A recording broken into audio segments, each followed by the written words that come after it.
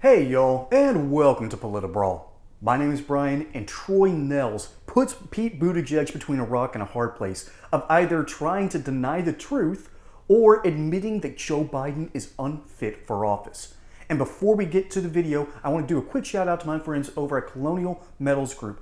These awesome people are literally the cure to Bidenflation, but more on that later. Now, let's get into the video. Could you please describe America to me in one single word? What would that be if you could describe America in one single word? Well, for me, I guess home. Home. Fair enough. Fair enough. Well, just a few weeks ago, this is how President Biden described America in one word. Could you please tell me what that word means? It's this one right here. Could you even say the word? Congressman, I'm not in the habit of trying to read transcriptions. I bring this up to you, sir. I bring this up to you on television because you yourself questioned Donald Trump's mental state of mind in September of 2019 when you stated to CNN, I quote, "If our presidency is not in good shape, then our country is not in good shape." And Mr. Secretary, I could not agree with you more.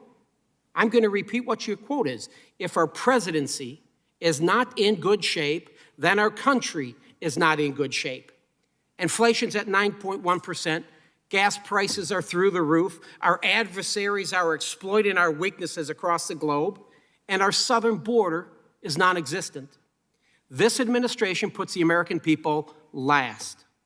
The left and the dishonest media, which in my humble opinion is the greatest threat to this country, the dishonest media, began questioning President Trump's mental state back in February of 2017, a month into his presidency. We now have President Biden in office for 18 months, and just recently, we now see the mainstream media questioning President Biden's mental state, and for good reason.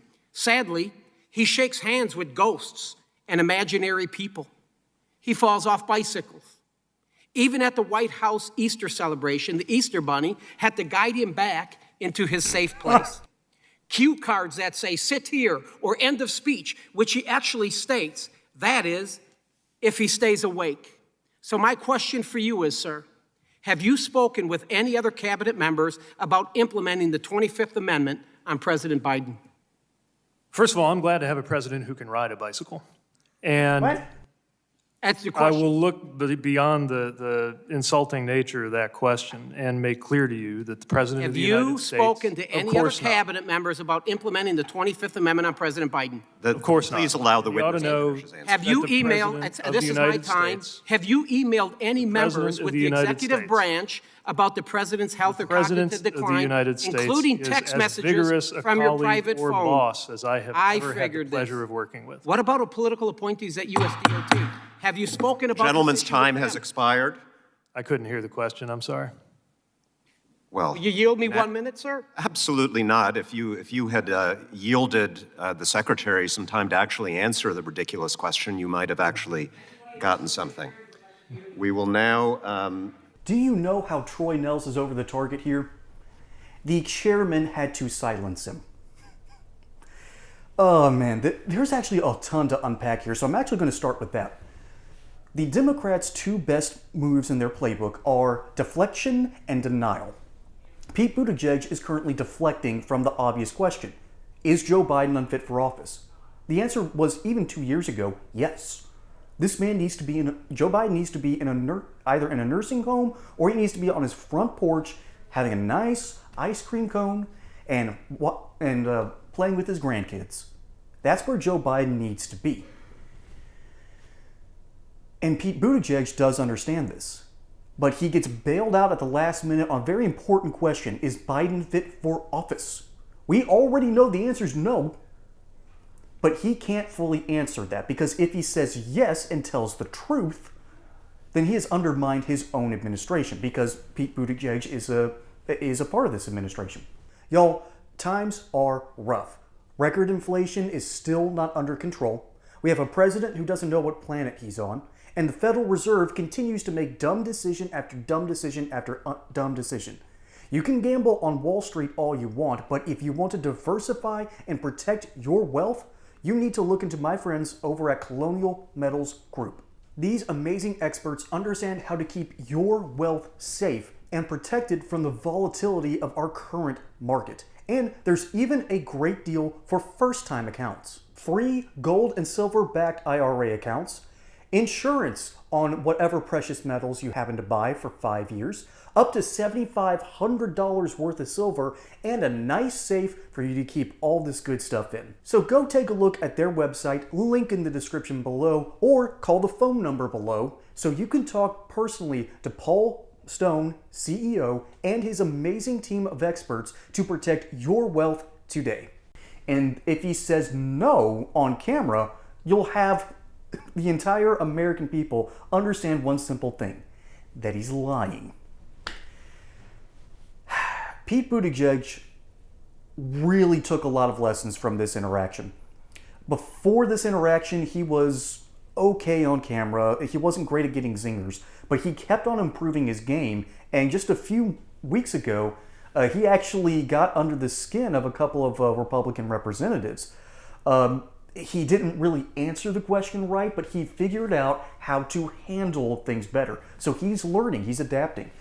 I thought for a moment that he was going to be vice president. Turns out Kamala Harris picked Shapiro, the governor out of Pennsylvania, which does scare me for the election, but that's not what's important here.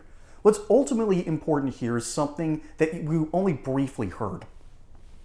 That there has been a media apparatus from the New York Times, MSNBC, CNN, pretty much any of the mainstream traditional outlets to run point and cover up the ills of the Biden administration and the illness of Joe Biden and his descent into dementia. We all saw a couple of years ago when he fell off his bicycle in New Jersey. This isn't a scene out of The West Wing where you just laugh it off. This is a scene where you realize the once fit, tall, slender, gangly president of Joe Biden, you saw his decline. That's where it started. And don't discount the strength of taller, slender men. All right, my pawpaw, he was on the shorter side. He was rail thin, but he was as strong as an ox and worked just as hard. So don't underestimate that kind of strength. But once you notice there's a decline, it's all downhill. And the media has run point after point after point, story after story after story, to reassure the American people that everything's fine. Joe Biden's just fine. See? And the reality is we keep seeing examples of his dementia. It got so bad that they forced him. They basically 25th Amendmented him without enforcing the 25th Amendment. They forced him out of the race, and that same media apparatus has done a just mind-boggling, and I hate to admit it, but good job on supporting Kamala Harris. That cackling rogue who has misused her powers as Attorney General and as a prosecutor in the state of California is now the president and is now being considered the greatest thing since sliced bread. I am actually impressed at the media narrative and the machine. Not to mention the mental psychosis of saying, everything's fine, everything's great, nothing to see here, there's no man behind the curtain, this isn't the Wizard of Oz. It terrifies me that we have a media that basically looks at 1984 and says, that's a good rule book. I like what's going on here. Although I actually think we're closer to a Brave New World and Fahrenheit 451. But regardless, they are taking pages directly out of Orwell. And they are using their power and their authority to manipulate people. And ultimately, it comes down to this. Pete Buttigieg is really just a fanboy of rich white liberals are huge fanboys for Pete Buttigieg.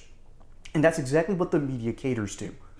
They are the backbone of the Democrat Party, and they are the current dominant class. They love people like Harris. They love people like Buttigieg. It does not matter that their records could not be more different. Buttigieg was actually a somewhat decent mayor. Meanwhile, Harris has been a disaster. And which one is getting more positive media spin? That's a trick question. They both are. That's exactly the power of the mainstream media, and it's just a terrifying thing to behold. Troy Nehls is calling out the truth, but you did not see this on CNN. Fox News probably glossed over it, but we didn't. We fundamentally understand that this is what a win looks like. This is how you go after these people. This is how you change the narrative. And Troy Nehls did a fantastic job, and unfortunately, Pete Buttigieg learned his lesson. He has gotten a lot better. And so yeah, that's enough black pill for today. My name is Brian. Hope you enjoyed this segment here on Politibrawl. Don't forget to like and subscribe. Catch you on the next one. And until then, y'all have a good one.